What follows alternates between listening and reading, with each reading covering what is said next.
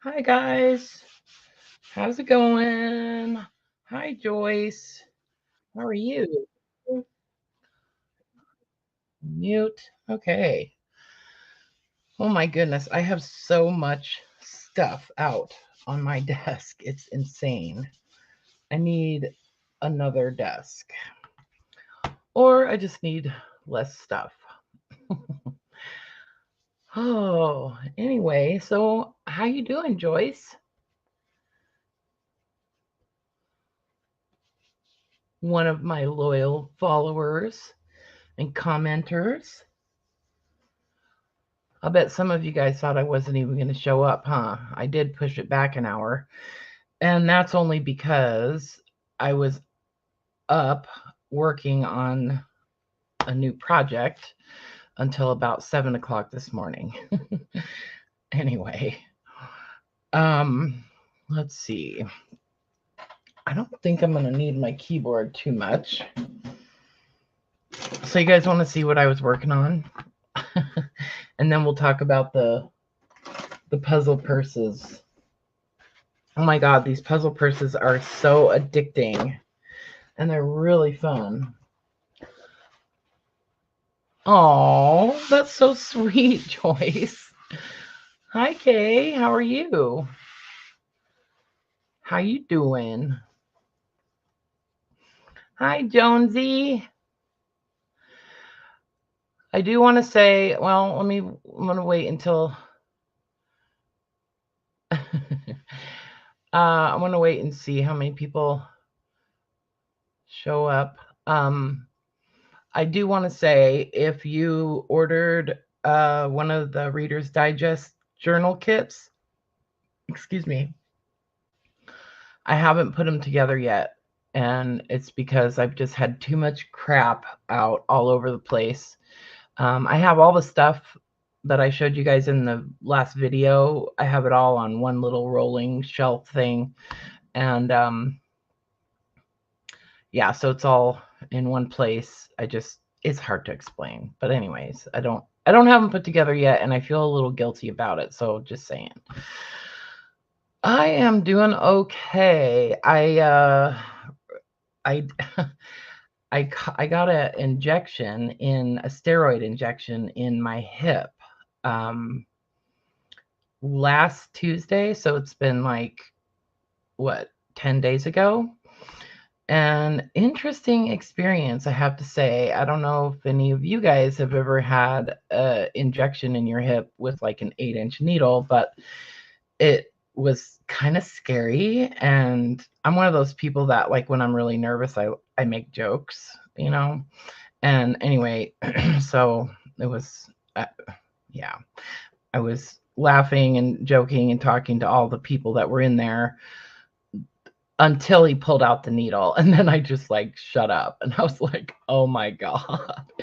Anyway, it was kind of cool because you could see they do it with an X-ray to like, so he can see like where the needle is going in. And I have like severe arthritis in my hip and also in my lower back. And so a lot of people have said, well, why don't you get a hip replacement? Well, eventually I might do that, and I probably will, but I need to lose a lot of weight first. And well, yeah. And also I'm kind of at that age where my insurance doesn't necessarily want to pay for a hip replacement, because chances are I'll need another hip replacement before I die. And so they don't like to pay for 2 hip replacements. And anyway, so it's just weird. But anyway, it's helped a little bit. I've been able to back off on taking so much Aleve and ibuprofen. And yeah, so it is helping a little bit. Normally when I'm at home in the house, I use my walker a lot. It's like a rolling like walker, you know, and I use that a lot to just get around the house quicker than just with my cane. And I've noticed that about the last 5 or 6 days, I'm reaching for my walker less. And so that's good. And anyway, so yeah. Hi, Rosemary. How you doing? Okay, so have any of you guys seen, I'm gonna get to the puzzle purses in a second, but have you guys been paying attention to there's this kind of cool little thing happening where people are getting into using the onion skin journals, and I'm so excited about it because if you know me, you know that I love onion skin paper. And it's interesting because I've never really thought of it as a mixed media like ground or paper, but people are doing some very cool things with mixed with onion skin paper. And so I just made myself a little onion skin journal because I have a ton of onion skin. And I bought this. It was a whole, like, they were like full sheets, so they were like 30 by 40 inches from, I can't remember the name of the company, but they will cut it for you to specific sizes. And well, I don't need really suggest. He said, yeah, exactly, Joyce. It's exactly right. So anyway, so I had them cut it to this size for me. So 7.5 by like 12 or something. And anyway, so I have a bunch of this paper, and it is onion skin, but it's not vintage onion skin. It's like newly manufactured. And I was kind of like, this isn't right. Like, this doesn't really seem like onion skin, because it's not like crinkly, kind of like what I like about onion skin. And but what I realized is that the vintage onion skin paper that I really like actually is called a cockle finish. So it's a little bit like, it has a little bit of a texture to it. And this does not have that texture. But what's super cool is that once you start painting on it with any kind of wet media, it crinkles and it does this really cool wrinkling, you know. And I just did like a few little pages in here just to kind of get the idea. There's an artist that I found on YouTube who, she does a journal flip, excuse me, a sketchbook flip of her sketchbook journal, or of her onion skin journal. And it's really cool, some of the things that she does. And it's neat because you can kind of see the layer underneath, you know. And if you love the sound and the feel of onion skin paper, you'll love it. You'll love this once you paint on it. But before that, it just sounds like paper. So you get that crinkly sound after you've painted on it or whatever. But it's really cool to use with wet media. You can use charcoal. You can spray fixative on it. You can do, pencil takes to it well. So I was trying to do things that where I applied a lot of water and no bleed through at all. Like, you can do really cool wet washes and that kind of stuff, and it doesn't bleed through. It's so cool. Anyway, so I thought, okay, well, I'm going to take that onion skin paper that I bought about 2 years ago, and I'm going to make some journals with it. And so I've just been working on the covers. And so these are the beginnings of that project. And I've been working on these covers, but I just wanted to do something kind of fun on the covers. So I've just been doing these sort of like watercolor background pieces on watercolor paper. And I'm just going to attach those onto each of the covers. I haven't decided on closures yet. Of course, I have to do some kind of closure. But I thought it would be fun to use my logo somehow on the cover, because you never know, these might just take off like wildfire. And so I just used my offcuts of the from making these backgrounds, just some of my offcut pieces, and did some embossed little stamps of my logo. And so I'm gonna attach those onto each of these little pieces for the front using different color eyelets.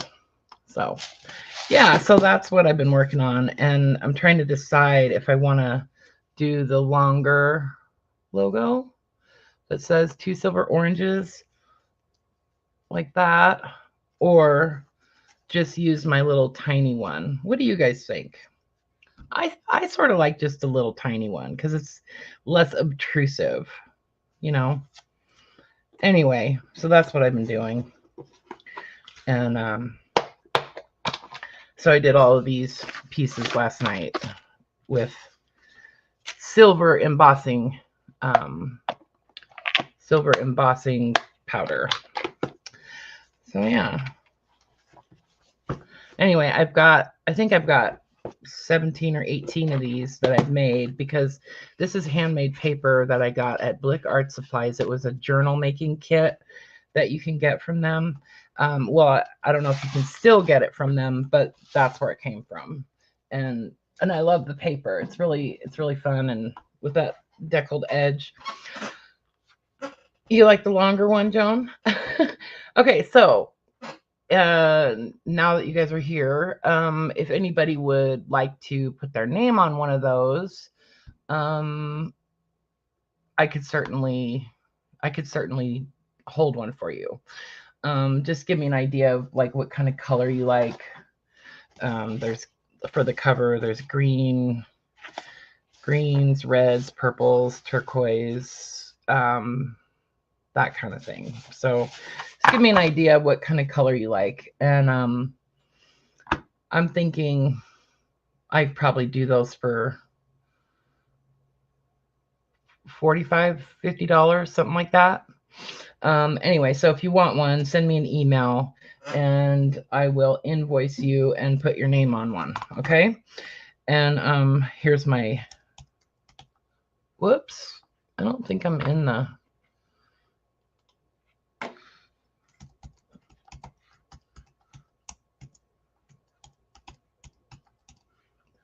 and I'm going to do them with like, I think 30 sheets of paper fits nicely. So you'll get 60 surfaces that you can use. You can paint on both sides, so that would mean 120 surfaces. They're just really fun to play with. And yes, they would be great for jelly printing or, you know, stuff like that. Anyway, so they'll be fun. So what is a Victorian puzzle purse? Let me show you the first one I did. So this is kind of how they look, and they just unfold. You've probably seen these before and just didn't know that's what it was. So when you decorate these, you get all these different like patterns and ways that the different ways that patterns are formed when you fold it back up. So see, it's, I don't know, it's just, they're just super fun. Anyway, that's the inside, and this is the back. So this is the first one I did, and of course I did it way detailed, with lots of color and that kind of stuff. Isn't that wild, Barbara? I know, they're super fun. So you can see that this one is holding its shape pretty well. So it's pretty easy to fold up. It's pretty easy to fold up. That happens over time. So this is another one that I finished. Well, here, let me show you. I'll show you up closer. So I love using my metallic watercolors on these because you don't have to do a lot of like, you don't need to use a lot of water with the paint. It's more like an opaque kind of paint. And well, you can use it as a more opaque, so almost like a gouache. Because I'm not using watercolor paper. I'm using like mostly like Canson pastel paper, and not really watercolor paper, or like mixed media paper. I really like this one. I like the way this one turned out. So this one, I didn't leave an empty space in the center. I kind of did, like you can see. Yeah, unfold. So I did this on the inside, and so I could write something on here. Like this could be where I put my little message, or like my, my little note to somebody. And then on the back, on the bottom, is where I could write like, who it's to and who made it and that kind of thing. Like to Joan or whatever, right? Love, Jess on the back. And then I could put my little note on the inside. So that's kind of the idea. And you could also put little objects in these, like little flat objects that you just want to, tuck away or something like that. Anyway, so this one I just left blank in the center. And then here's the back of this one. So you can see that like this pattern, just this simple little flower pattern, is what shows on the front when it's all folded up. And if you do it like very meticulous, then these line up like perfectly, So anyway, just I'm learning that the simpler patterns are generally a little bit easier. More effective, I guess is the word I'm looking for. So anyway, so there's that one. So these are done with, like I said, mostly metallic watercolors. I use some gel pen. This is the these little ivy leaves are done with because it's kind of dimensional, which I like, with the glaze jelly roll pens, and I love those pens. Anyway, so this is another one that isn't completely finished, but see, they're just very simple patterns. And so in looking for like inspiration for designs and what kinds of patterns to make and that kind of stuff, obviously you can just go right out of your head, which is what I did on this one. And also on this one, I just kind of winged it, I looked at some of my coloring books for inspiration, especially like Joanna Basford coloring books. She has really cool, just simple flower designs that you can use, and you can repeat those in a lot of different ways. And so like you could do just like a flower here, and as long as you make it in the same place in that square, then when you fold it up, it'll create that pattern on the top. So does that make sense? Anyway, so I'm working on this one. I'm not really sure about this side, if I want to do any more details on this. I don't know. I'm not sure. I haven't decided. Anyway, so so these are the ones that I've actually worked on. As far as like inspiration for patterns and details and stuff, this is the stencil that I used. I don't know where this even came from. I just went through all my stencils and pulled out. I found one that I really liked. And so this is the stencil. It's got acrylic paint all over it. Yeah, so this is the one I used on this one. So go through your stencils and look for patterns that you think you can repeat, or like if you have any, you could even like carve stamps, or if you have any stamps that you've made like out of fun foam, that kind of thing, you could stamp that on something and then recreate that somehow on your folder or on your purse. These kinds of stencils are fun to use for just making patterns. So I bought this set on Amazon. It was like $10. So, if you're not good at drawing circles or ovals or whatever, these come in handy, or like for drawing an arc or something like that, to get your pattern like very accurate, you know. Although it doesn't have to be completely perfectly accurate. Like these aren't, the ones that I've done aren't, but they kind of work somehow. So it's just fun to make the patterns on the paper and then fold it up again and see what happens, you know. Anyway, so these are just some other these are just some book pages that I have that have different types of designs on them that I kind of used as inspiration for some of the forms.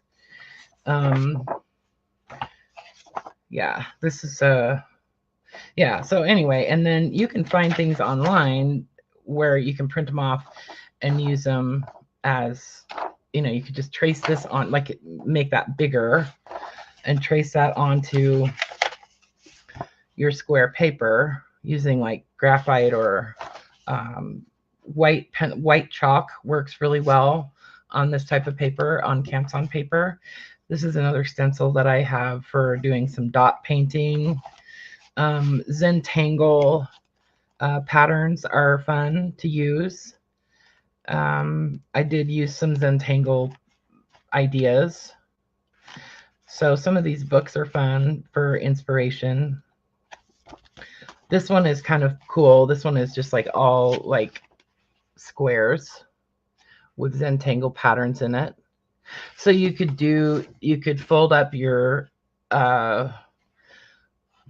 purse or your envelope or whatever, and then within each square, like say this square, this square, this square, this square, you could do a Zentangle pattern on there and, you know, paint it in, or you could just use like a gold pen or even just a white pen. Even just one color would be really cool on these, I think. And you don't have to use that dark brown paper, obviously.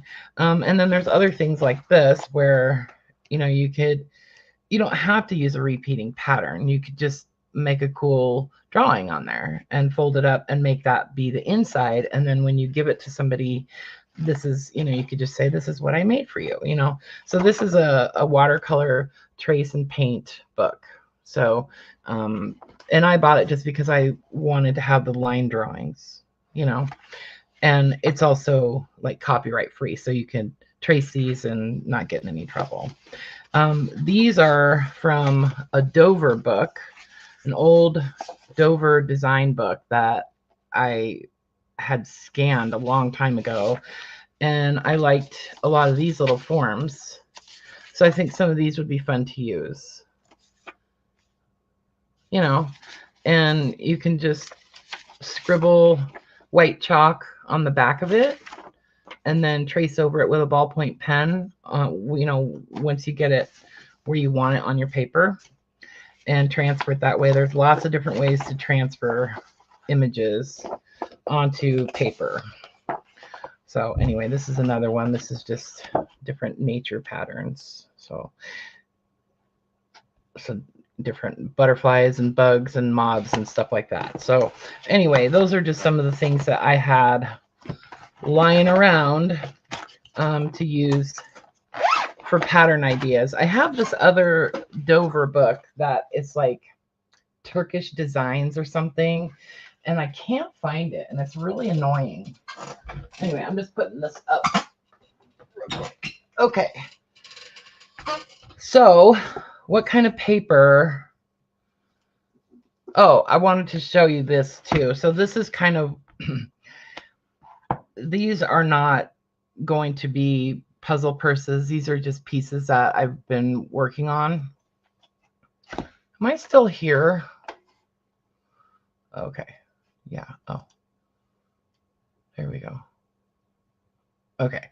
So these are just pieces that I've done on, these are a watercolor block, but I thought these would be fun to do in those purses too, you know, just simple geometric patterns.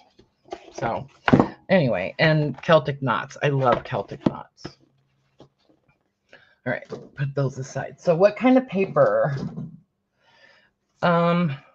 Well, first of all,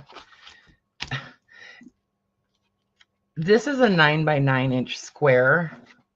I don't have a lot of mixed media paper or drawing paper that's much larger than that. So I'm kind of limited to this size. I could go out and buy like full sheets of the Canson pastel paper and, you know, make larger ones like 12 by 12 or 16 by 16 or something like that. But I'm not going to do that right now. I'm going to use what I have. Anyway, so this is just fun paper. It's relatively heavy. What's the weight of this paper? 98 pound, 160 gram paper. So it's relatively heavy duty, you know. And I mean, since I'm not doing like a lot of water, this will hold up.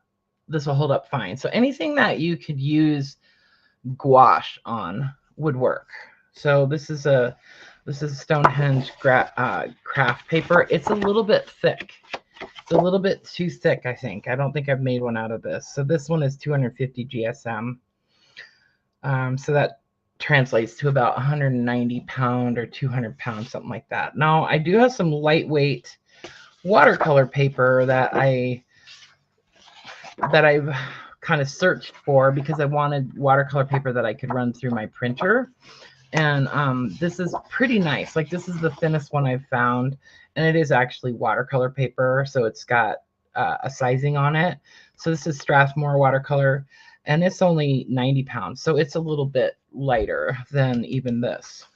And then Canson makes this one. This is Canson Graduate or Graduate, and it's 117 pounds, so it's a little bit lighter also. And this I can actually put through my printer. It's still a little bit thick, but I think it could work. And then, of course, there's just drawing paper. You could just use regular drawing paper or any kind of paper. Like, it doesn't even really matter. You could just use craft paper, like lightweight craft paper. This is one that I made just using like wrapping paper because I wanted to make a bigger one. So we'll see what happens. Anyway, but you want to be very precise when you cut your square, okay? Because if it's not, you're going to be disappointed. Oh, I found this. This is lightweight watercolor paper. This Hanamula paper is pretty light. It's 95 pound, but it's toned. And it's smaller. I only have this size. So they do make this in a larger size, but this is the size I bought because I wasn't sure I would like it. So anyway, oh, then this is a mixed media paper, which is pretty thick too. So anyway, there's all kinds of papers out there in the world. Okay, so how do you make the purse, the folder? First of all, let me find a paper I'm going to use. I really like the pastel paper, so I'm just going to use that. Wait, I'm going to find...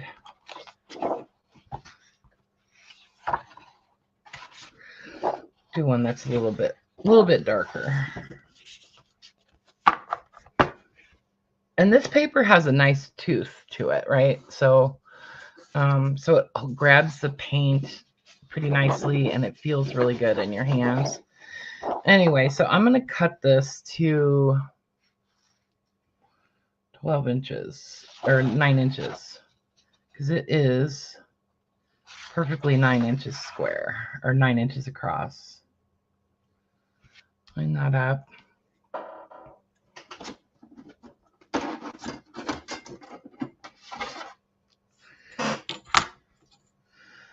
I do like to use the cutting mat when I need something to be really accurate,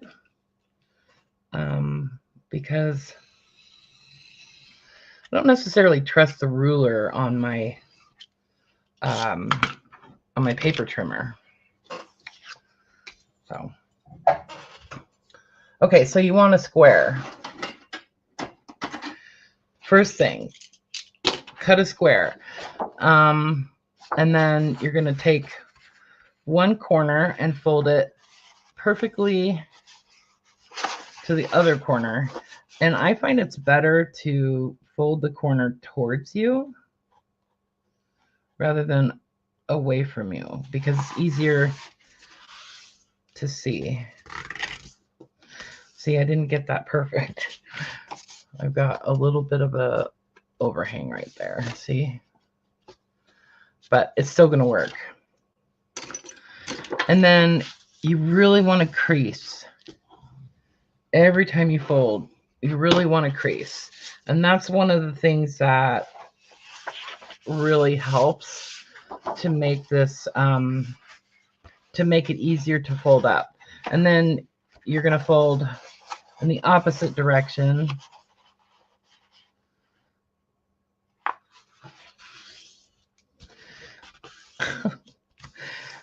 I have messed this up already, but it's still going to work.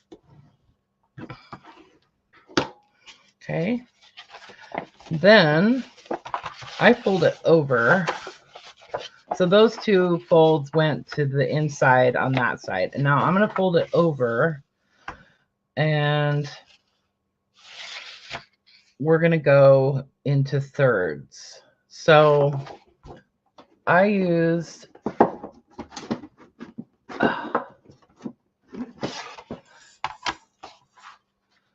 my scoreboard, and I'm going to score at 3 and 6. Scooch it out. I do have a bigger one of these, but it's harder to pull out. Okay, and then turn it, rotate it, 3 and 6. So I recommend, if you're going to make a bigger one, cut it to measurements that are divisible by 3. Makes this process a little easier. Okay, so then we're going to fold that fold and really give it a good crease. Unfold.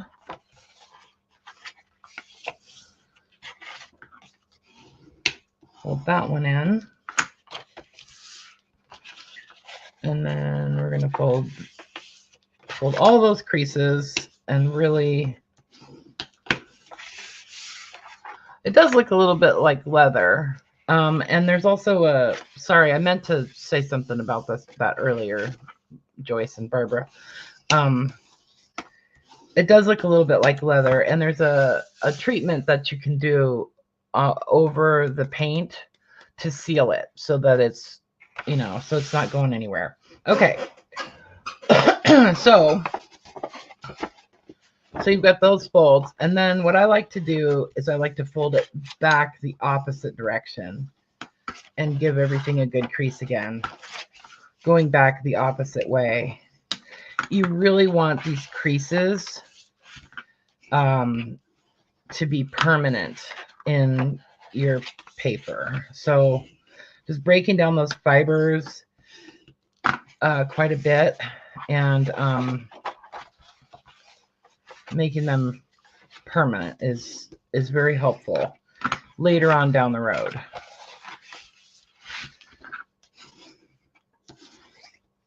Okay, so I was just going back over those first ones. Okay, so then turn it back over. So one side of this paper, it has more texture than the other. I have ink all over my hand, so sorry. And one is a little bit smoother. So now I'm on the smoother side. So now I'm going to take one corner and I'm going to fold it up to the tip of that corner. So I can watch my lines.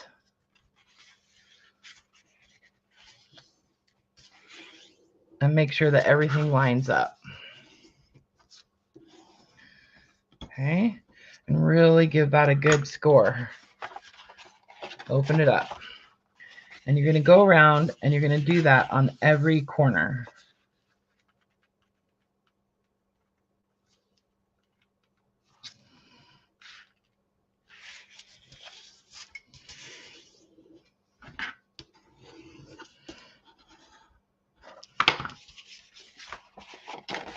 Okay, and then this corner.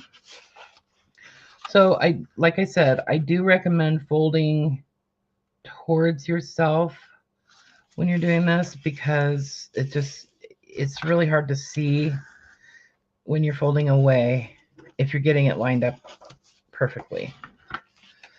Okay, last one.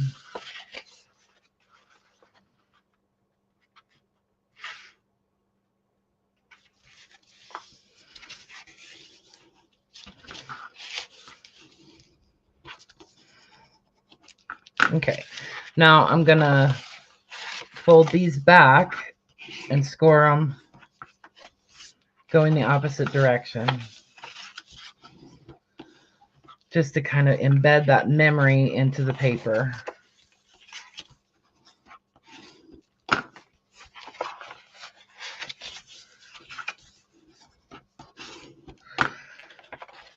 Okay, hi guys, or hi Judy. Okay, so this is the hard part, but don't let it like freak you out. It's really not that hard, but it is frustrating. It can be frustrating. We're gonna fold it up. So here's the idea. Each corner, each one of these corners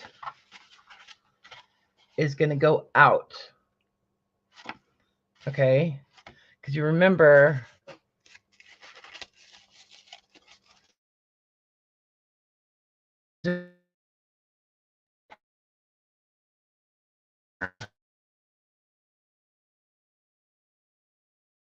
oh God, my internet is buffering. Okay, so each corner goes out. And then this line on each one of the squares in between the corners, this line, let me draw it. Yeah, thanks, guys. Okay, so this line and this line and this line and this line, those are all going to go in, right? In. Okay, so what I do is I go around and I just really make sure that those are scored in. That one is really scored in. It might seem like overkill on the scoring, but trust me, you really want the paper to already have that shape kind of in itself. All right. So what we're going to do then, and this is where it gets frustrating, and I still get frustrated with it, but it'll work. Okay. So you're going to fold this one out and keep your hands kind of loose. Like, don't get like all tight with it, because it won't work. You have to sort of trust the process that this paper is going to do what you need it to do, and eventually it'll all work out. Okay, so I'm folding this one out where that line is in, this one out. Okay, so I'm just kind of keeping everything going the right direction using like all my fingers. Do you know what I mean? So eventually you get to a point where you can see it sort of trying to fold itself up. And then you can kind of say, no, remember, you got to go in. You got to go in. And then eventually you can grab these points and just flatten it down. And it'll flatten down. Weird, huh? I know. It's hard. And then I like to go and like really crease those flat. And then I'll use the side of my bone folder and go right there and fold that. And fold that. Really crease that. Okay.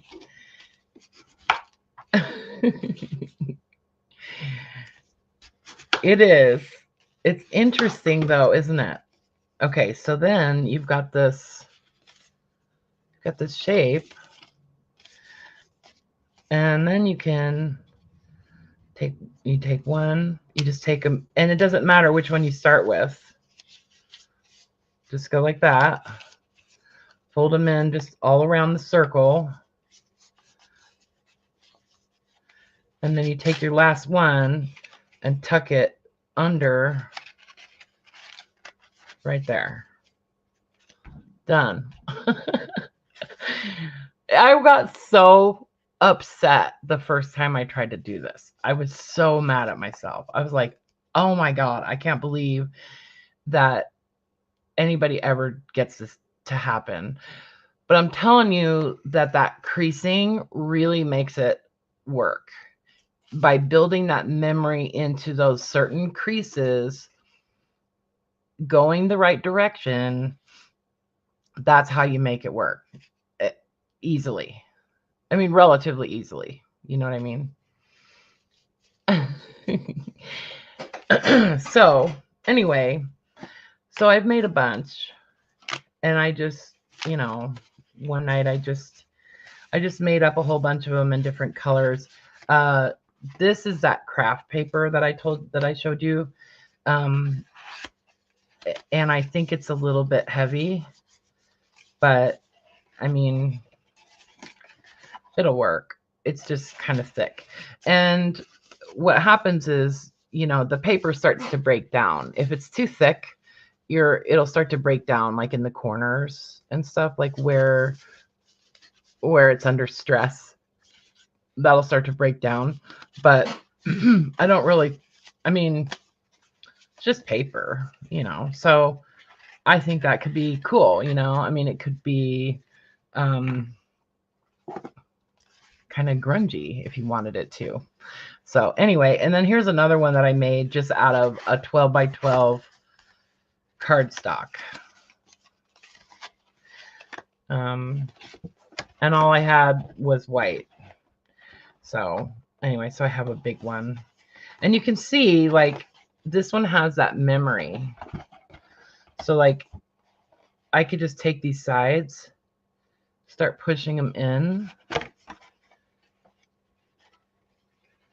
and it just folds up on its own now, because it has that memory that I've kind of kicked into it, you know. Anyway, so there you go. Okay, bye, you guys.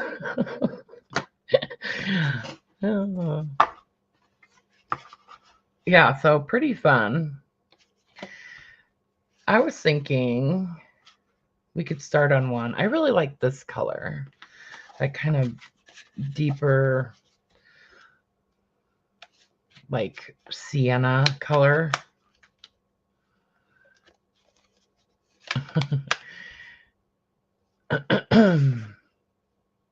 And just do something really simple, you know. Hold this guy back up.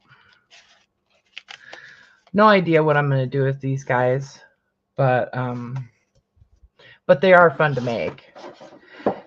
I think they would be great for gift tags for presents, for gifts, like at Christmas. So that's an idea. Like you could do like Christmas designs on them, and you know, like snowflakes would work really well, I think, if you just did like a snowflake pattern. I'm not going to do that because I'm not doing snowflakes right now, but but we could. You could. I don't think I've even folded this one back up since I did it. Oh yeah, this one I had going to this side. When you get frustrated, just go back to that idea of which one of these creases goes in, which one goes out, and then start reinforcing that. That's the best way to remember, or to get it to do it again. See, like this one is being kind of naughty, so that has to go in. It does get frustrating initially, but see, now I've got it like almost there, and now I can just press it down. Oh my god, look at how I got that little square. I haven't folded this one back up since I painted it. Look at how I got that little square in there. That's so fun. And look at the back. I haven't folded this one since I painted it. Oh, let me show you. Well, I think maybe I'll just call this one done, but. And then that's what, oh, and then I have to tuck this in. There. That's what it looks like folded up. Anyway, I'm not going to seal that one because I think I do want to do some more work to it. But let me show you. This is what I use to seal it. It's made by Jacquard, Dorland's Wax Medium. And people use this in oil painting to mix with their paint. Here, I'll just do it on something else. Hold on. Oh my god, I have so much paper on my desk. Oh, you know what? I do want to seal these little guys.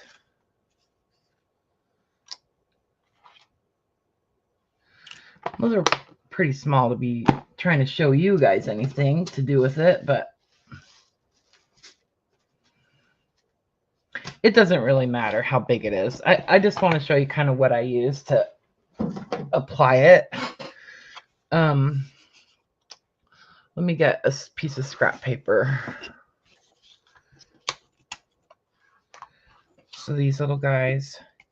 And you think that, so this is watercolor on here. Obviously, there's that little embossed thing. That's not going to lift. But if I were to go over this with anything with water in it, it would move that paint, you know.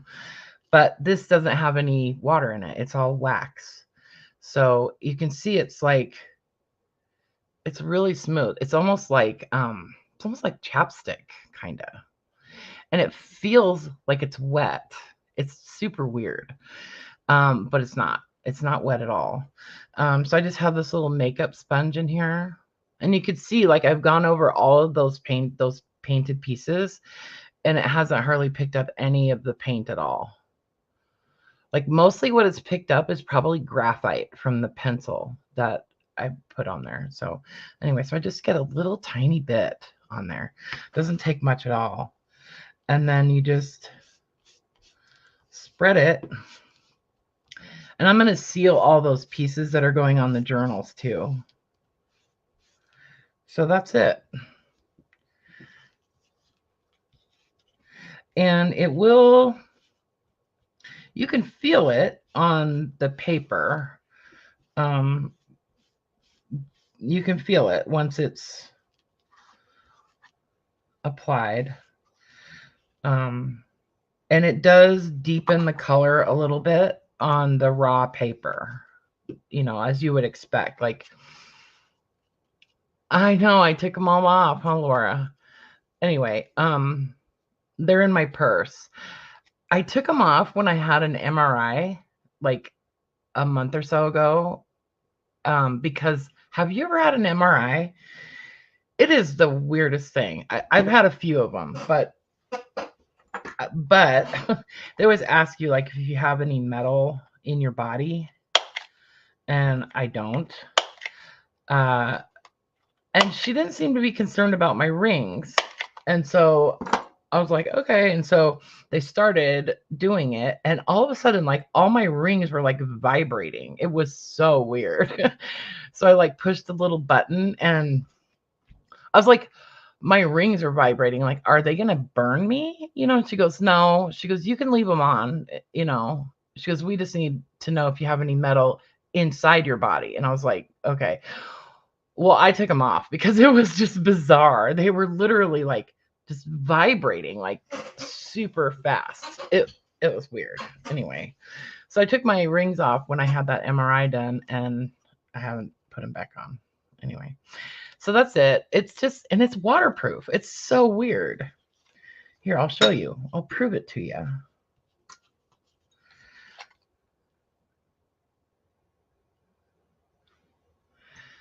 See?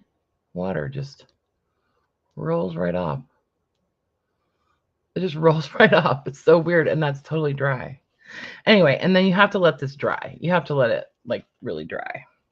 So that's how you use that Dorland's wax. It's great for watercolor. I know, isn't it weird? Okay. So yeah, I'm going to seal all of those pieces for these onion skin journals too. So that'll be fun. I'll probably do that later on. Anyway, so what am I going to do with this?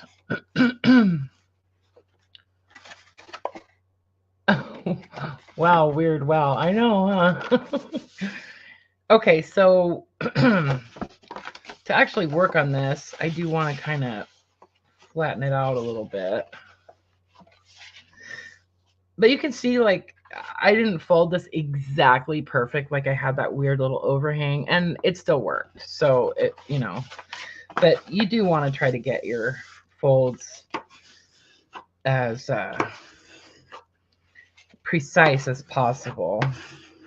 And there's lots of other, obviously, there's lots of other, like, origami type things that, like, different little wallets that you can make and that kind of stuff. And I don't know. I was thinking I might want to try some of those. I had some of that wax on my finger, and I think I got it on there. So if you do use this wax on stuff, it's hard to clean off. You have to use like hand sanitizer, something that will, eat that wax, like alcohol works, like rubbing alcohol. And you really don't want it on your hands when you're working on something that you're going to watercolor on, because it'll create a resist. So anyway, I'm just going to do some, what am I going to do? I'm just going to do some circles, I think.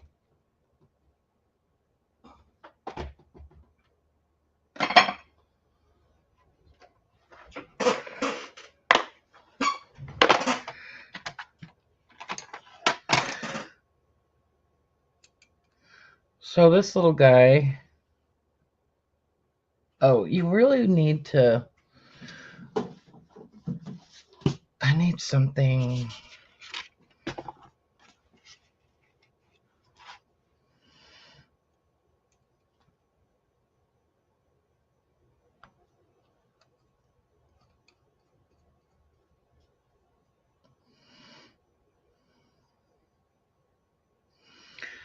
So there's a channel that I've been watching. This guy does sacred geometry, and it's kind of cool. It's fun. Like, I've been learning how to create all these different, like, geometric patterns, basically just using a compass like this. And it's fun. It's really fun. I'll put a link somewhere to his channel. I think his name is Zach. And he draws like mandalas and that kind of stuff. So it's kind of fun to watch too. He has a couple that he's done in real time drawing mandalas. And they're fun. They're just cool to watch.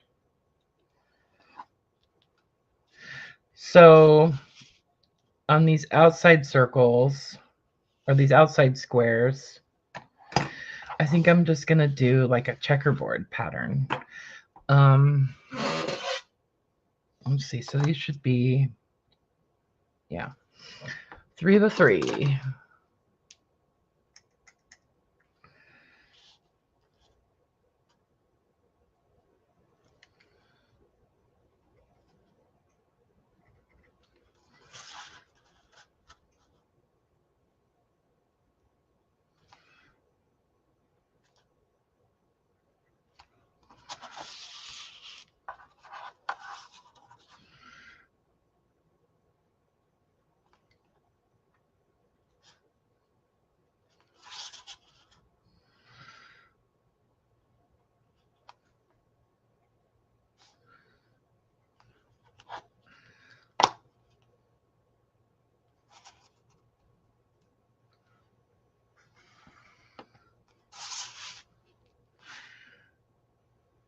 Other thing you could do is just do, like if you use that lightweight watercolor paper,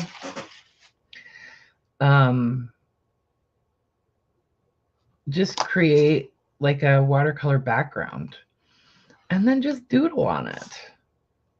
Like, I think that would be fun.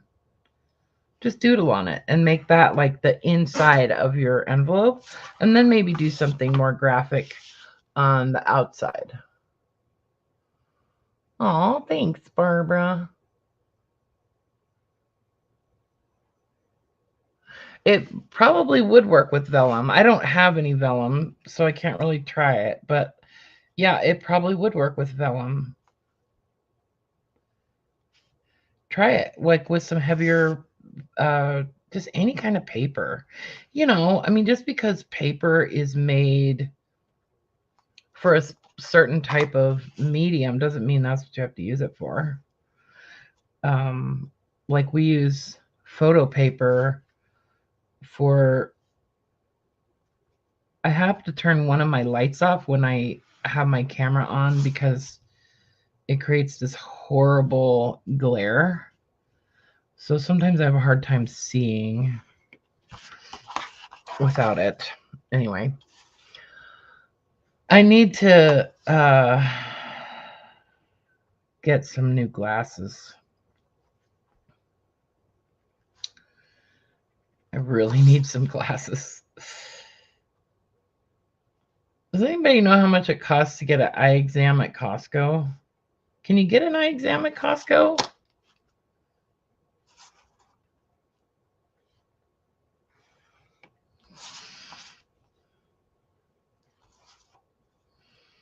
You guys know everything.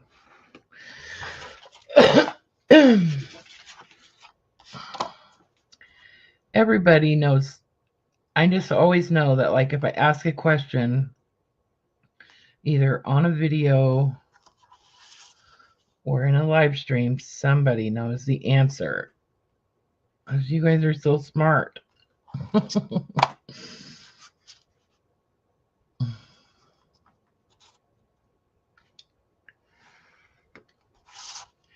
So you could do even smaller checkerboard. That would be fun.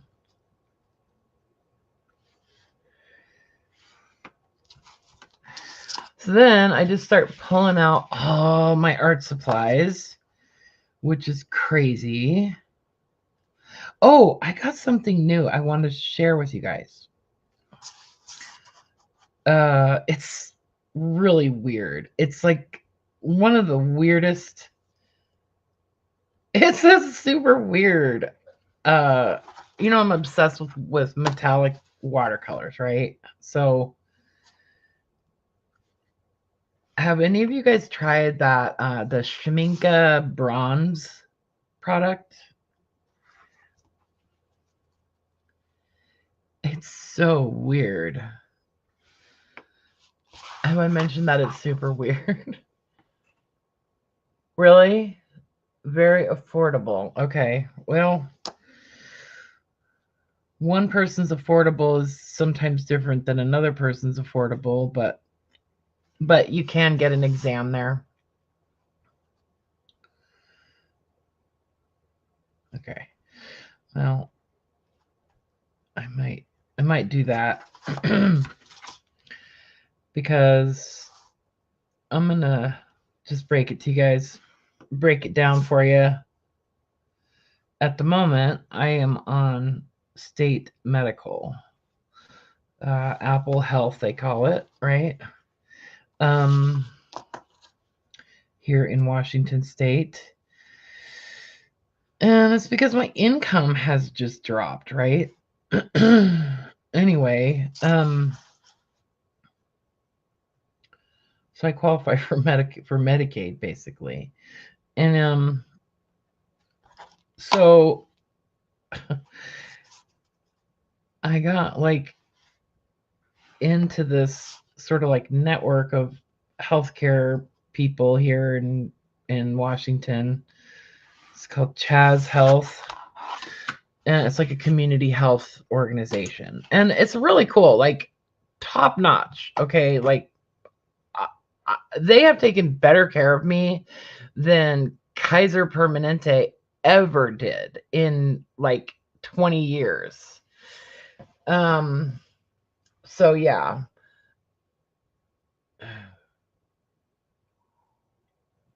All right, Barbara. Well, that's a good thank you for that. Because that makes sense to me. You were smart to get less for you tired.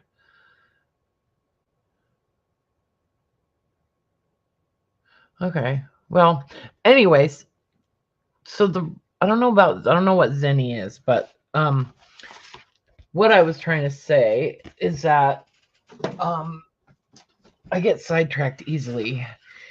What I was trying to say is that this Chaz clinic place said, "Oh, you need glasses because I've been recently diagnosed with diabetes, type 2 diabetes."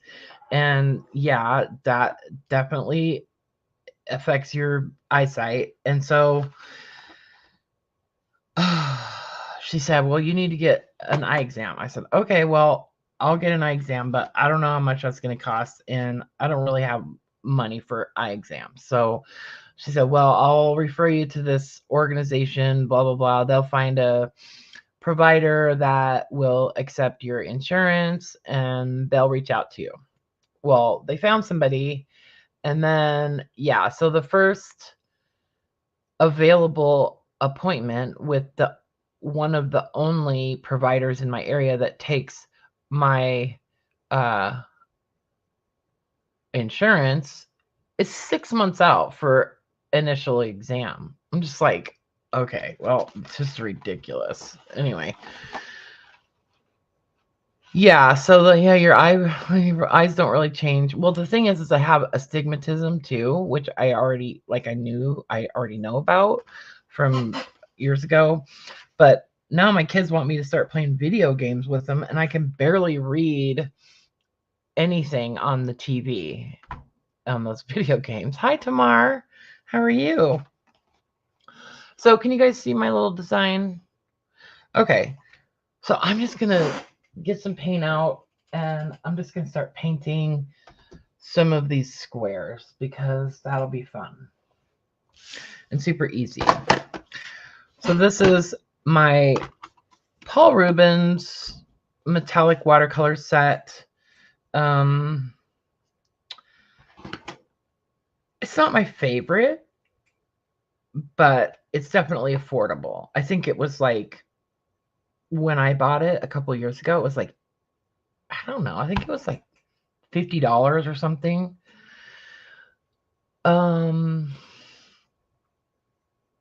Yeah. And they're not bad. Like, they're not terrible. I don't particularly love the color range. Like, they're okay. I actually like them better on white paper than black. But yeah, there's some colors in this set that I do like better than, you know, others. But then I got this set, which was really expensive, and I love it. But I don't know. I kind of think it's a little overpriced, but that's just my opinion. I don't even want to tell you guys how much I paid for this set because I'm kind of embarrassed. It was back when I had a little more money. Anyway,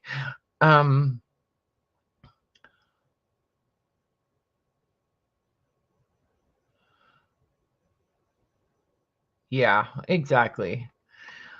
Well, I can use reading glasses just fine. Like, these are just like store-bought readers, but I need bifocals. And I need correction for the stigmatism too. So anyway, so I have this set too, and I'm embarrassed about it. So it's like, because it was way more money than I should have spent on some stupid watercolors. And this is another little set that I like, but these are same with this set too. I don't know why. I was feeling like a millionaire or something. But I like these because these are like glittery. They're kind of glittery. So they're kind of my go-to. These aren't really glittery. These are just like pearlescent or whatever. And then these the same. Some of the colors are kind of glittery, but not all of them. Like this color right here is called Gam. I don't know what that even means. See? Gam. I don't know. But this color is my favorite. So I might have to order that color in 5 years when it runs out.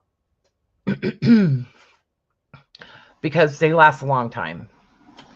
That's what I'm saying. All right. Brushes.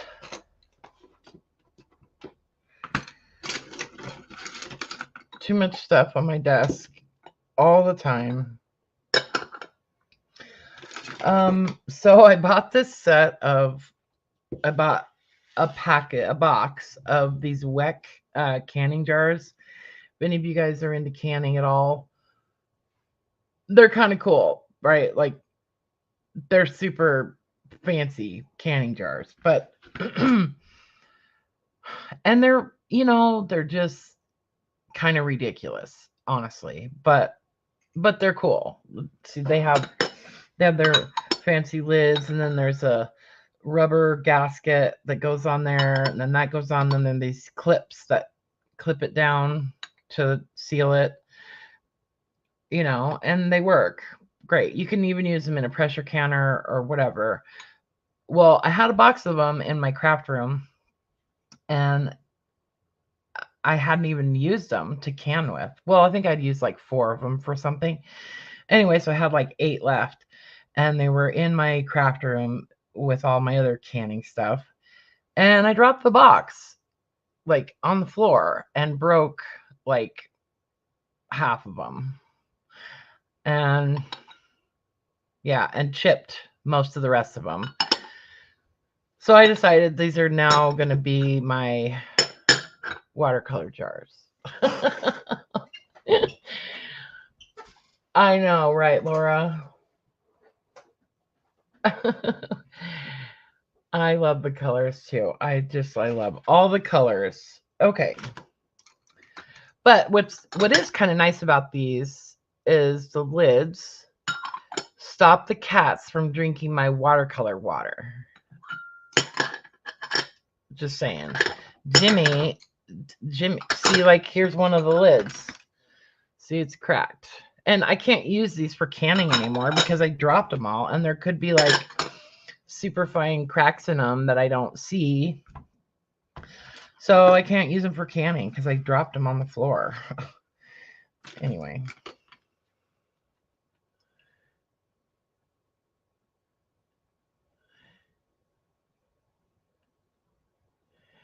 Yeah, that's AI for you.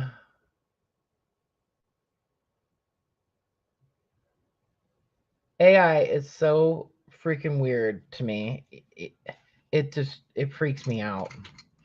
And have you guys noticed how many videos on YouTube are like narrated by AI now? So weird. And like you don't even notice it until they say a word weird. Yeah. Anyway, so thing about these metallic watercolors is generally they re-wet pretty well, like pretty easily, but in order to get like a little puddle of color that you can work with, it's good to just use a little dropper and add a couple drops. Kind of let it set. You hate the AI? I know. I've noticed it. I've had a couple of times where like I thought it was kind of cool, like there's things that have popped up in my life that AI has actually assisted with that I thought were kind of nice to have. Like, for example, when I put together the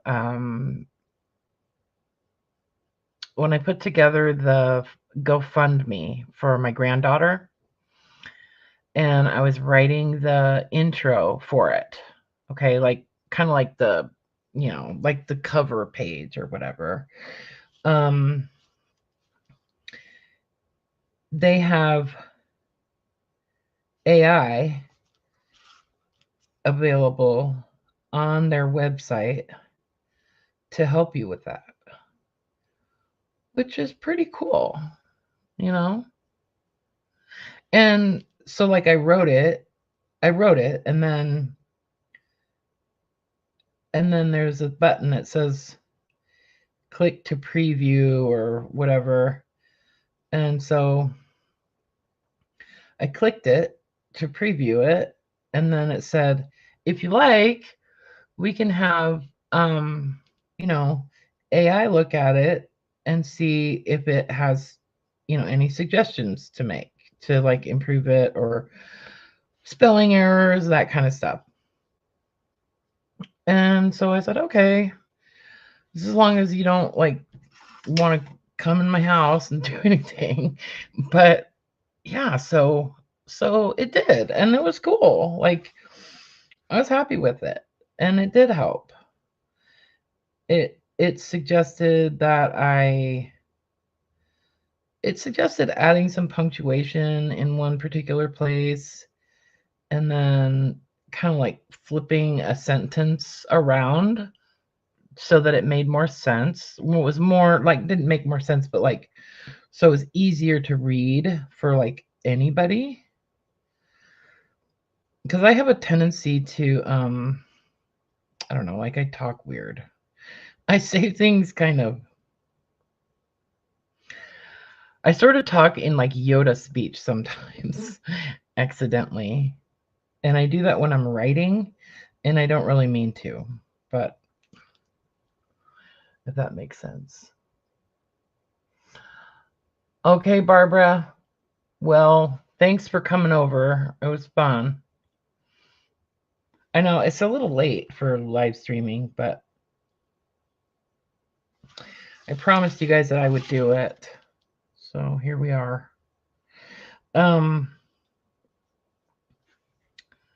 What was I saying? Oh, yeah. So the AI thing worked out pretty good for that. And so I just read it and then accept these changes, and yeah, it was good. So I think it's good for that kind of stuff, like or like if you need help writing a resume, or if you want to write, like, say you're pissed at your neighbor and you're going to sue them or something or whatever, or you're not going to sue them and you just want to write them a letter and let them know that you're upset about their dog barking all night or something. Like, you could literally have AI help you write that letter. And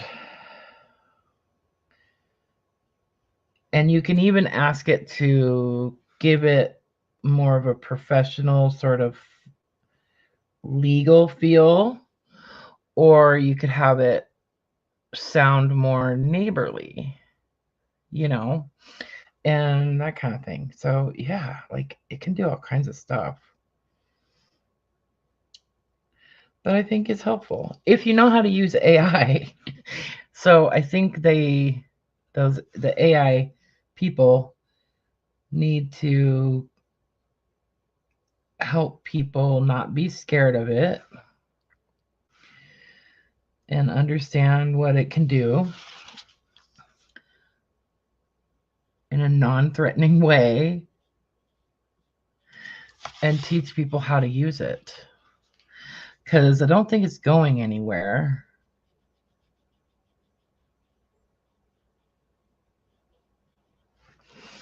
You know what I mean? Right, exactly. Yeah. I think I talk that way or I speak that way because my brain is moving too fast sometimes. And I'm trying to find the right word to use. So often, like, I'll try to like fill in information that I know you're going to need when I'm to understand whatever it is I'm saying. And that makes it like kind of like flip-flop. So anyway. So yeah, isn't that a pretty green? I love that green. Yeah, so I'm just doing some squares and circles, you know, and it's gonna be cool. Like, so I could do a different color on each corner, and then later I can go back and I can add some details in these little squares. Add some of those little black and white checkered dots. I love those. And then I could figure out what I want to do with these circles. Like I could even draw like a smaller circle inside it and then split it into pie shapes, or, you know, just do all kinds of weird stuff. And since you have these crease lines, that also helps you with your design, you know, and you can use those as kind of a jumping off point for different patterns. You know, like that's what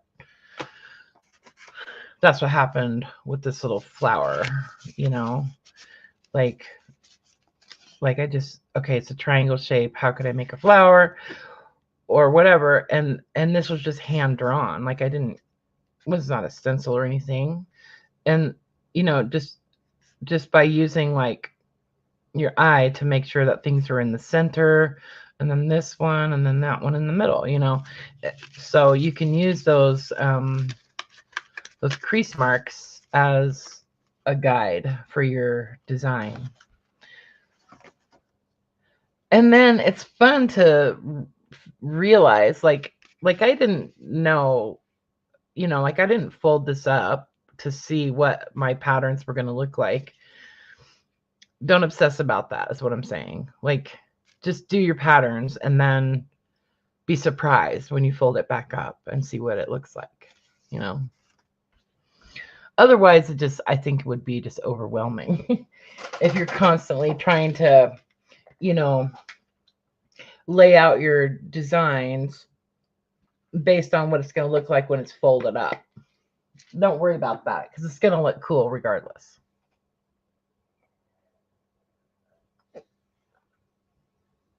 Oh, what kind of brush is it? Oh, this is a Borciani Bonazzi. I got these off the internet. I saw this lady. It's a Sintetico. Anyway, it's just basically a number 4 round. but this isn't the same number 4 round as like a Winsor & Newton number 4 round or something. It's just like in this particular line of brushes, it's a number 4 round. And I loved them. I saw this lady using them. This is another one that I got from that same company. And I have some even bigger ones. I saw this lady doing like color theory videos, and I loved the brushes that she was using. And so I like paused the video, zoomed in, because she never said what kind of brushes she was using. But this is the brush that she was using, and I loved it. And so I, yeah, zoomed in and like, you know, and then Googled it and found them. And they weren't expensive. They were not expensive at all. But I bought some of their other brushes too. This is another one. And I liked it because it's green. And these are kind of stiff. These are synthetic brushes. So anyway, but yeah. But they had some nice fine brushes. I like miniature brushes. Like these. Like little detail brushes. You know. Anyway. Just playing around with the colors and stuff. Let's use one of these. No, I don't like that one. Let's use this one. Playing around with watercolors. Anyway, yeah, so if anybody would like to have one of those onion skin sketchbooks, send me an email. I'm not going to ask a ton of money for them. I'm thinking like $45, something like that. I mean, is that a ton? I don't think it's a ton because you get some of my artwork too. But yeah, I mean, maybe they'll catch on, you know. There's a company, it's called the Onion Skin Journal Company, and they're making journals. They're making sketchbooks, like hardbound sketchbooks. And they're sending them to all kinds of people on YouTube. And it's kind of cool because I'm thinking, I like onion skin. I like watercolors. I like making books. So maybe I could give them a little run for their money, you know? I don't know. I got to figure something out. So this one, yeah, I'm going to do it the same. Always thinking, right?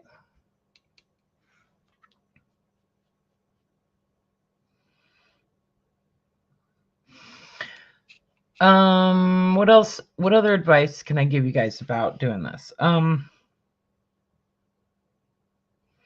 you guys want me to put links to this stuff in the, or can you pretty much find it yourselves if I just tell you? I'll tell you what. I'll put links to the stuff that you can get on Amazon. How's that?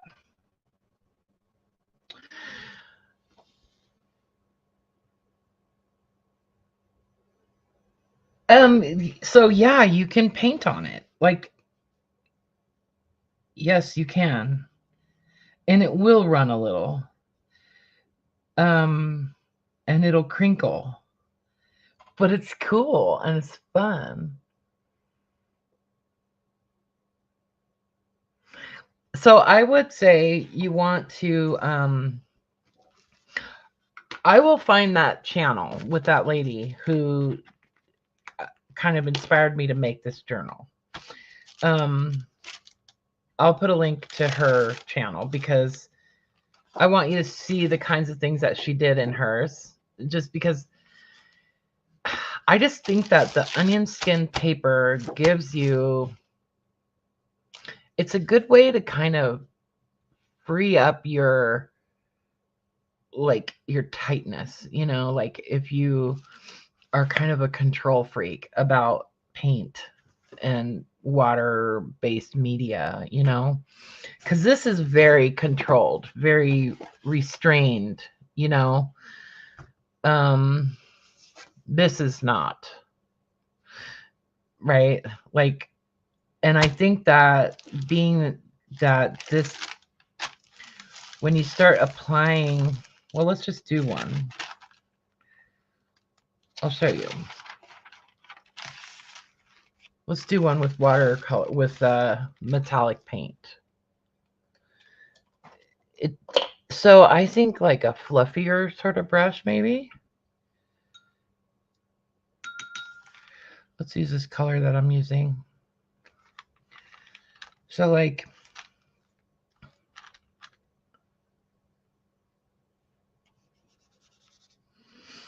just add like a little bit of a wash on there. So that, what I'm trying to say is that the unpredictableness of the paper. Oh, it is a good idea to clip it down.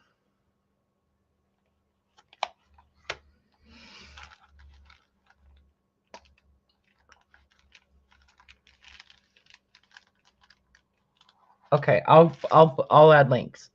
Anyway, the unpredictable nature of those wrinkles, I think, just makes it fun. And it sort of forces you to not be so tight. But yes, you can draw on it. And you don't have to use wet media on it. You can just use, you know, charcoal or something. Really, it seems like that's why I made the journal, this little sketchbook, because journal, sketchbook, I don't know what to call it, but that's why I made it, because I want to try just lots of different types of mediums or media in it and just kind of see what it does. Whoops. See what those different, you know, media do. Anyway, so just applying just thin washes on there. And I could probably clip that down too, but I'm not gonna. And see, I'm getting some wrinkles. Let's try this one. Getting some wrinkles. And they're fun. And I can come back. Like when I did that tree, that funny, weird tree. I had done something like this. And then went back and added the tree. But see, I'm not really being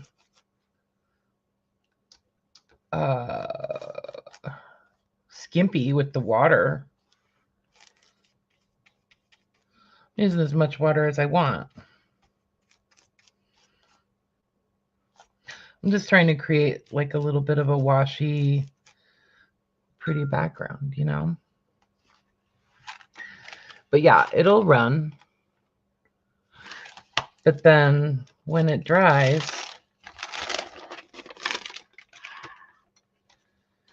you can come back and you can draw on it.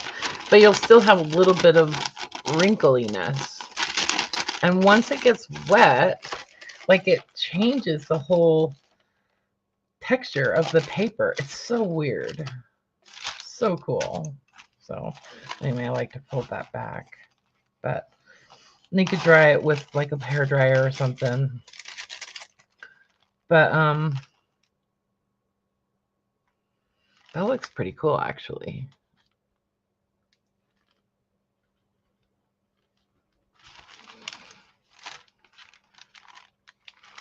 I like it.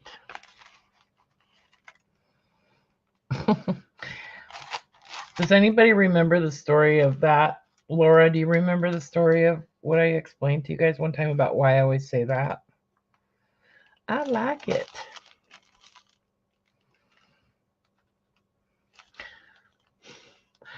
Do you guys have things like in your family? I don't know if that answered your question or not, Judy, but I don't know if that helps. Anyway, I always tell you guys random weird stories. But do you guys have things in your family? This is what I was going to say. Is there things in your family that like people say, like little things that you say that nobody really would understand except for people in your family? It's kind of like an inside joke, right? So in my family, we say, I like it. And it's because my mom, long time ago, you don't remember the story? Okay, then I can tell the story again. um, long time ago, my mom had a daycare. She used to run a daycare in her house. And that's how she made a living for probably about, I don't know, 7 or 8 years. And it was just weird that my mom had a daycare because my mom doesn't really even like kids. And I didn't really understand why she wanted to do daycare, but I know she wanted to stay home and she wanted to craft. So maybe that was why. Anyway, so she had a daycare and she had this family, these kids that came. There was 3 of them. There was I think 2 girls and a girl and 2 boys. And the girl was the oldest, and she would come after school. And then her 2 little brothers were there pretty much all day because they were young, like 2 and 4 or something. And so when they were from Arkansas, and they had just moved to Spokane, and anyway, so my mom trying to feed them lunch and stuff, trying to figure out, what they liked. And she honestly didn't really care what they liked. She just fed them whatever she was going to feed them, kind of like a school lunch thing. And so she would give them lunch, and then she'd ask them, so do you like that or whatever? And the one little boy, like the older of the 2 little boys, he would say, I like it. It was just the way he said it was just so funny. And so she was always asking him, do you like it? And he'd say, I like it. Anyway, so that's the story. And we always say that now in our family.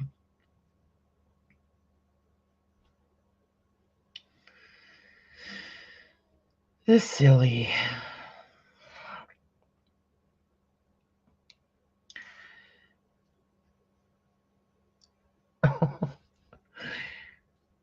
I have another story I could tell you that is kind of funny, but involves some cuss words, some swear words. So I used to work at Sears in their call center selling service contracts. Does anybody remember those? So I was one of those people that would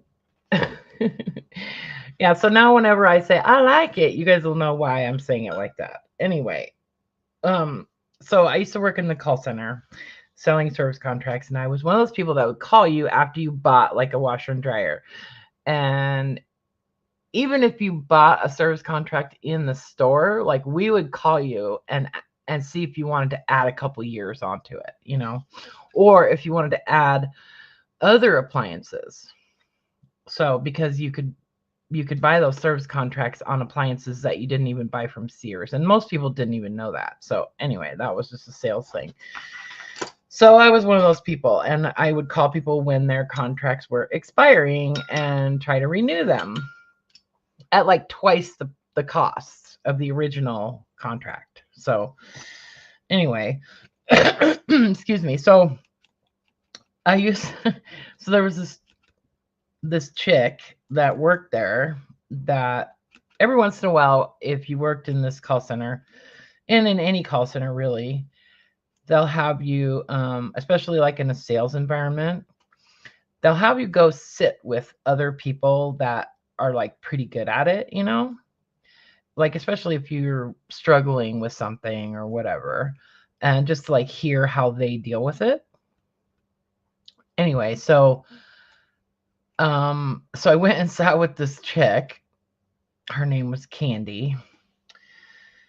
And I don't know if Candy ever watches my videos, but we used to be pretty good friends. We're really not friends anymore, but she was really good at I don't know, it's hard to explain, but like she was just very real, you know, kind of like how I am, like very down to earth and like just a straight shooter and just tell people like it is, you know. Anyway, sometimes when she would have people on the phone who were like really rude or something, or like, you know, like they would listen and then they'd say, yeah, no, thank you, or whatever, or, you know, whatever. After she had spent like all this time explaining stuff to them or whatever, and then they would decline the coverage, she would turn her microphone off. Just this little cord on the cord of your headset, and she'd turn the microphone off and she'd say, well, F you then, right? And she would say it and then turn the microphone back on, like so the customer didn't hear her, but everybody around her in the call center heard her. Anyway, and she got in trouble for doing that, but she was a really good salesperson and they kind of let her get away with murder. And later they let me get away with a lot too, because I turned out to be a pretty good salesperson. But anyway, so she would just say, well, F you then, you know. And it was just funny, you know, it was just funny because you just don't expect somebody to say that, you know. Anyway, so one time, so we started saying that, like Candy and I would say it to each other, and then I said it so much, like with my mom and other friends and stuff, and they kind of knew the story too. One day, my son Alex, he was about 14. I was on the toilet and he yells up the stairs. This house we lived in, the only bathroom was upstairs. And it was really weird. But he yelled up the stairs and he goes, can I use your car? And I was like, no. And then he goes, well, F you then, to me. And I just cracked up laughing. It was just so funny. It was so spontaneous. Because he would never talk to me like that. Like, it's not anything. I mean, yeah, he would never say anything like that to me. But he did. And he was joking. Like, he didn't want to really use my car. Anyway. Silly, huh?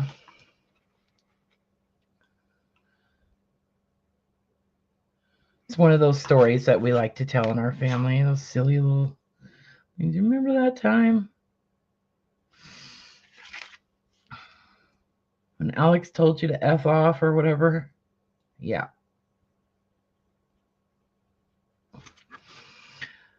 It's really funny. It's that Alex's kids. Alex is the father of Frances, the granddaughter that I mentioned earlier with the leukodystrophy. Anyway, that's his daughter. He's pretty funny. He's got a great sense of humor. And he's done all kinds of things in his life that, like, different types of he's kind of like me, where like he never really knew what he wanted to do in life, like what he wanted to be when he grew up, you know. I never knew what I wanted to be when I grow up. I kind of still don't.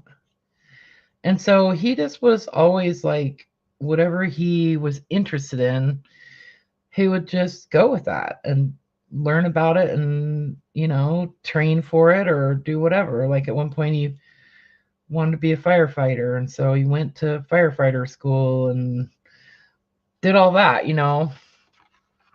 And then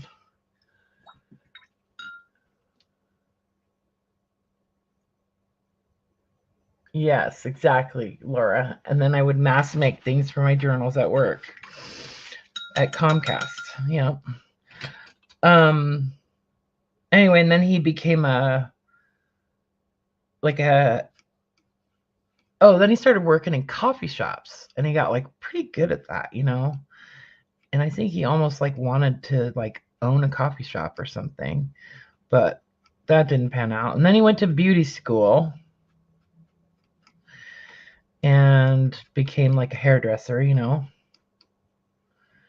And yeah, and he then he went to then he went to school and got really interested in doing pottery at school, just community college. And yeah, and it's really cool because his wife has always been so supportive of anything that he wants to do, like anything that he's interested in. She makes it okay for him to explore it. You know what I mean? Like, I mean, she works and she makes decent money. And so, like, financially, they were always okay, if he would just wanted to go to school or, that kind of thing. Like, financially, they were always okay. And so he was able to do that without the pressure of, like, how am I going to feed my kids kind of thing. So that was great. And I always thought that was great that she didn't stress him about that kind of stuff. She wants him to be happy. And that's, I think, what is the most important thing. And I honestly think that that's how you know that you really love somebody, I think. Like when people ask, like, what is love? What is, how do you know, like, if you love somebody? And I always think of it that way in terms of, like, well, when you think about that person, what do you want for them? Or, like, if all you really want for someone is for them to be happy and be okay, even if it's not with you, then I think that that's real love, unconditional love. And I think that she really loves him, you know. She really loves my son. So that's good. Plus, I don't remember them ever getting in a big argument or anything. So that's a good thing, too. But that was one thing about the father of my children, my ex-husband. That's one of the few nice things that I will say about him, is that he was always very supportive of me doing whatever I wanted to do. So I always thought that was really important.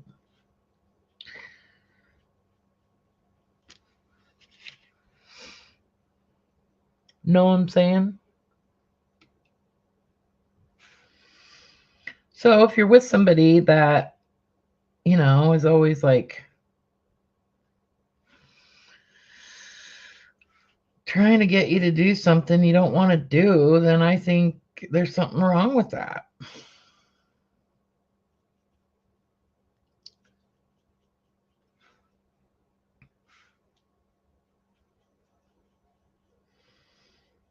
Trying to get you to do something that doesn't make you happy.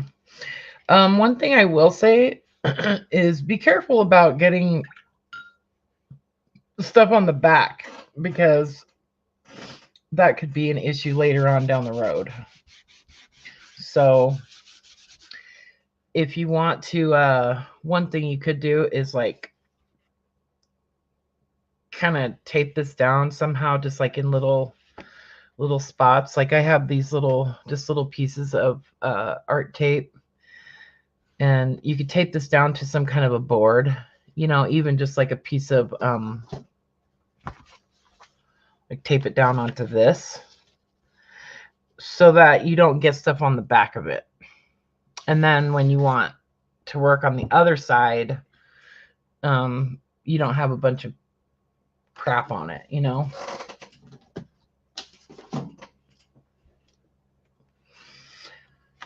So anyway, so that was pretty fun, huh, guys? So I'm gonna sign off, but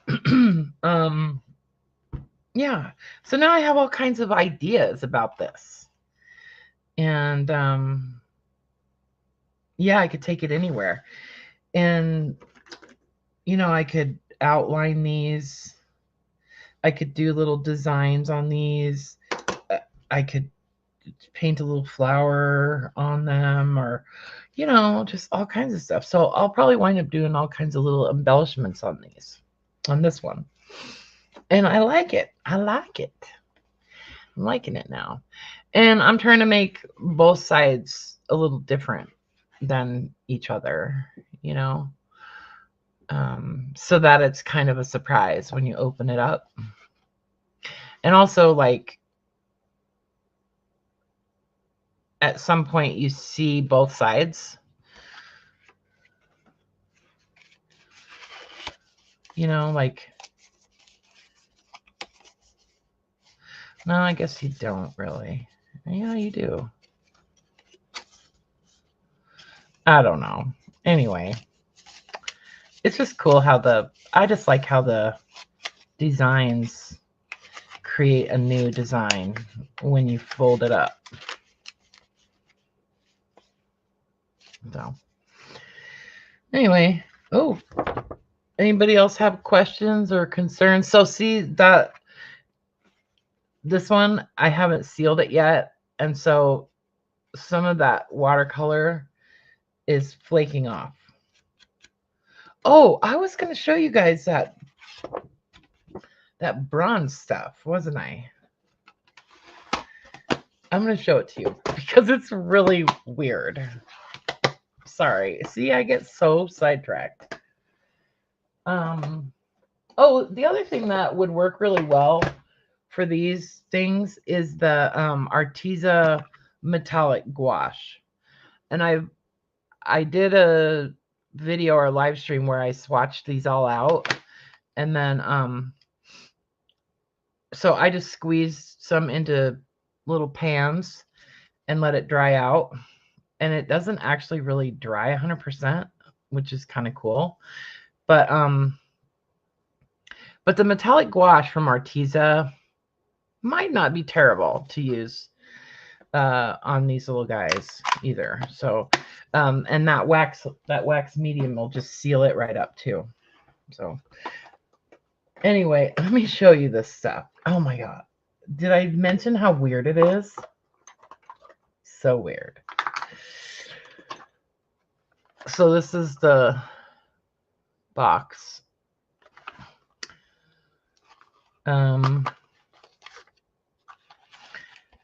You can buy just a single color of this, but when I went on Amazon, a single color was like $18, but they had this 3-pack with 3 colors with copper, silver, and pale gold. I think they make 5 colors, so I think they have a different gold also, like a richer gold color, and then some other color I don't remember, maybe pewter or something.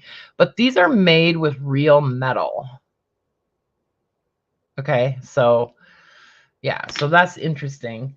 The only other paint that I have that I know is made with real silver is this Finetec real silver watercolor, and this actually has sterling silver in it, which is really cool. Yeah, and I love it. It's like my favoriteest watercolor. So it's here in my silvers. So and if you're wondering about these little cans, I get these on Amazon too. I think I bought like 6 of them for $15, something like that. And then I just put a little magnet on the, oh, this is funny.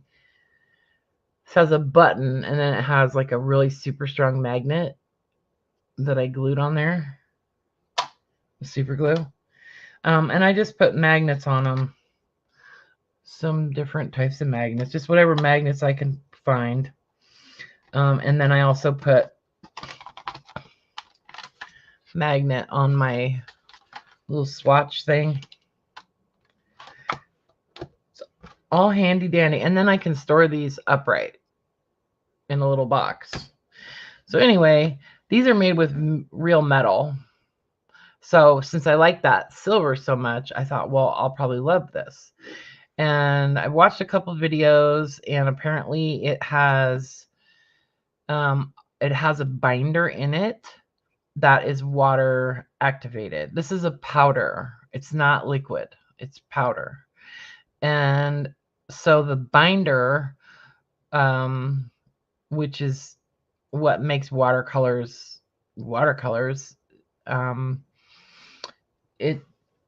that's what, hold on, I'm trying to find something. Where is it? Where is it? My precious. I don't know what happened to it. Oh,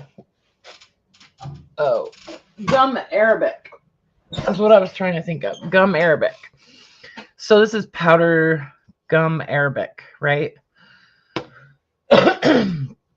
If you mix this with what, you can get this liquid also, but if you mix this powder with like pigment, it will become watercolor. Okay. And then when you re-wet it, this is what makes the pigment stick together and also stick to the paper and makes it flow and that kind of stuff. So anyways, there's a binder in this powder. So I don't know if it's gum Arabic or not, but it's some kind of binder. Anyway, so apparently it activates with water.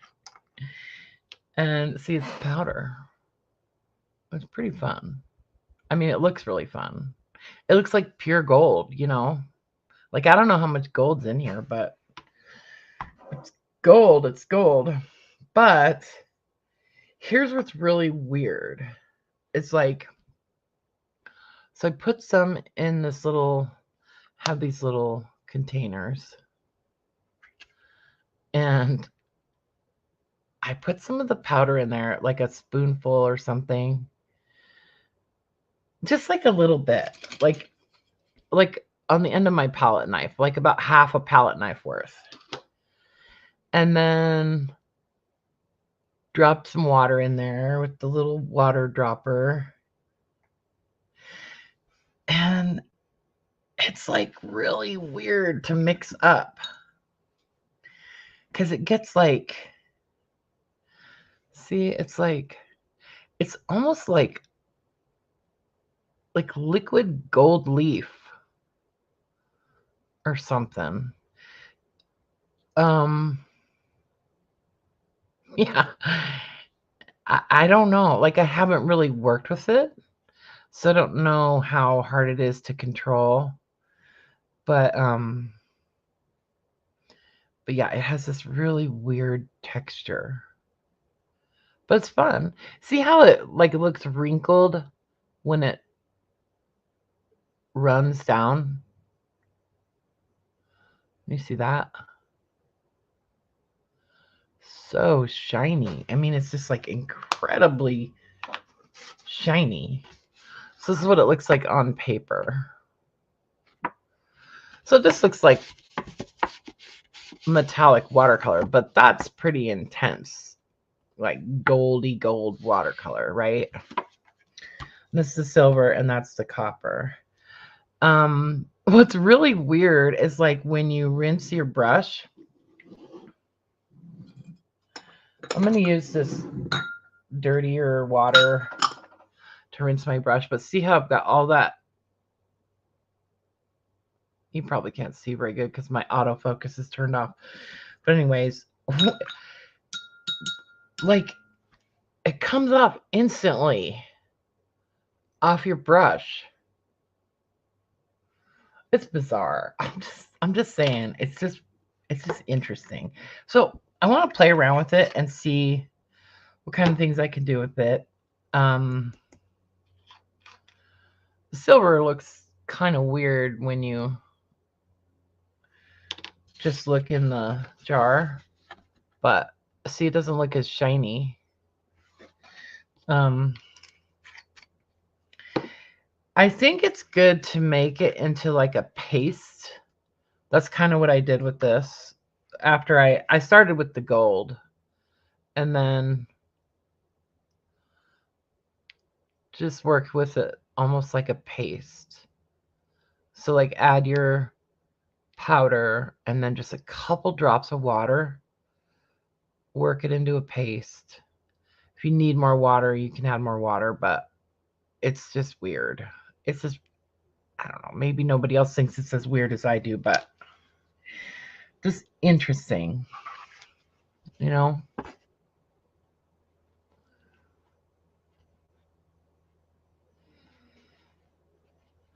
And see, you would think that it would like stick in the brush, but it doesn't. It just like washes off instantly. I don't know. I don't get it.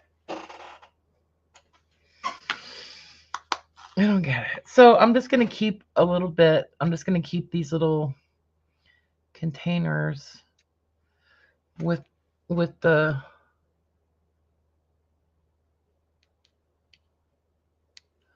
I'm going to show you. I don't know. Maybe I'm just totally nerding out on this, but so like this is the powder, right?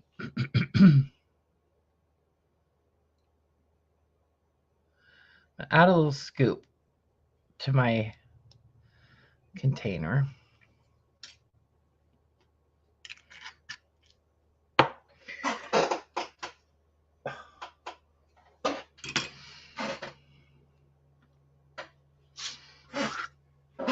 So like if you try to mix this in to that paste, it just doesn't work. So let me add a couple drops. I'm just going to add a couple drops of water. Okay, see what happens? The water like beads up in there.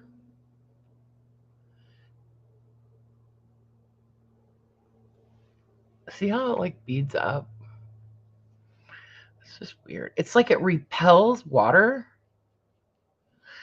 but then once you get it like you force it to combine with the water, then it becomes like gold leaf. I don't know. It's just so interesting. See, I've kind of like forced it to combine now. Almost has a little bit too much water in it.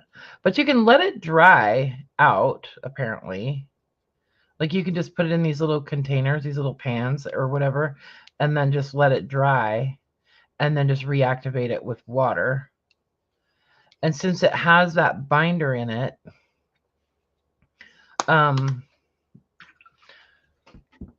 it'll stick to the paper, you know? Like it's not just, you're not just rubbing powder, like powder mixed with water. It's actual like paint. So yeah, it's like metal, Barbara. It's like it has real metal in it and it looks like metal and acts like metal. It's just weird. It's just super, super fine metal pigment. Anyway, so this box of these three, so like I said, the one bottle of the gold was like $17.99 or something, but then there was a 3-pack, which was these 3 colors, was like $49 or something, but they had a 20% off coupon. So I used that coupon and then I had like $10 coming from Amazon or something.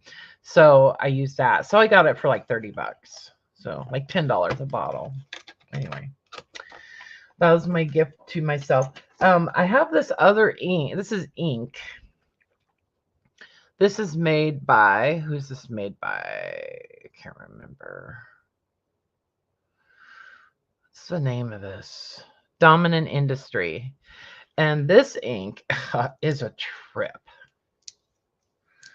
This stuff.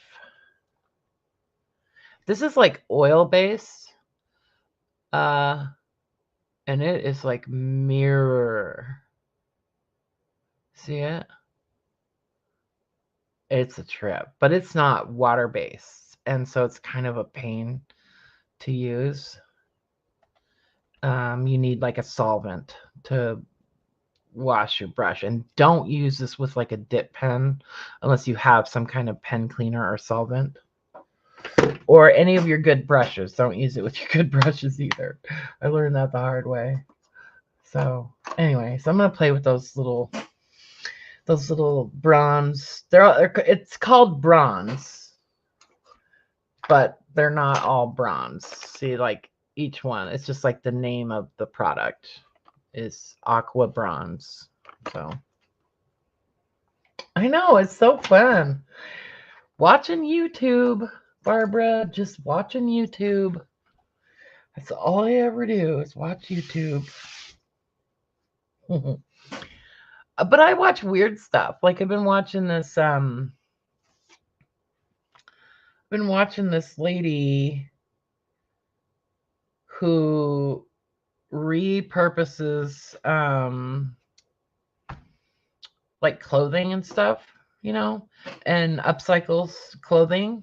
She goes thrifting and buys clothing that see, this is dry now, and she makes it into other stuff, you know, like she'll buy a skirt and like add all kinds of like vintage lace on it and stuff and make it into this like really cool boho flowy skirt. See, none of that water.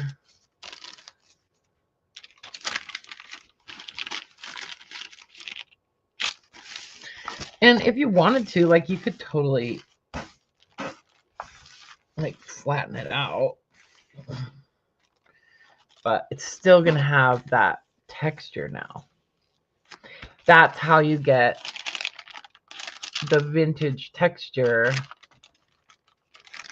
onion skin from the newly manufactured onion skin. You use wet media with it, because at first you think it's just like tracing paper, you know, but you can't do that with tracing paper. You can't do this with tracing paper, and you can't really do it with glassine paper either. Glassine paper is different. It doesn't, I don't know, maybe you can do it with glassine paper. Has anybody ever painted on glassine paper? Like they make glassine envelopes with, you know? Rosemary, if you're still around, have you ever painted on glassine paper? Anyway, so fun stuff. So yeah. And if anybody is interested in one of these little guys, and you would like a smaller one, let me know. Because I was kind of thinking about maybe making some smaller ones too. See, I think about 30 pages is about right. And I made them this size because this is the size that I had my paper like originally cut to.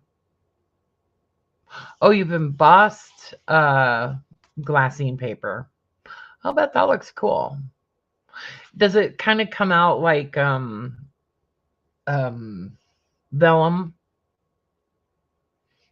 I would imagine that it sort of comes out like vellum when you emboss it.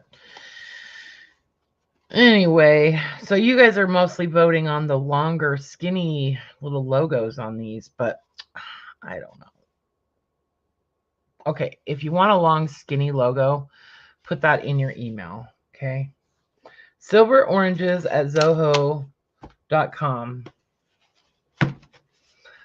trying to start a new line of onion skin journals to compete with the onion skin journal people. No, I'm just kidding. I mean, kinda. I'm kidding, but hey, it's a free country, right? And I got all this onion skin. A little bit. Huh, that's interesting. I'd like to see it. You have a YouTube channel, right? The Book Vandal Shop. I know you from somewhere. Anyway, okay.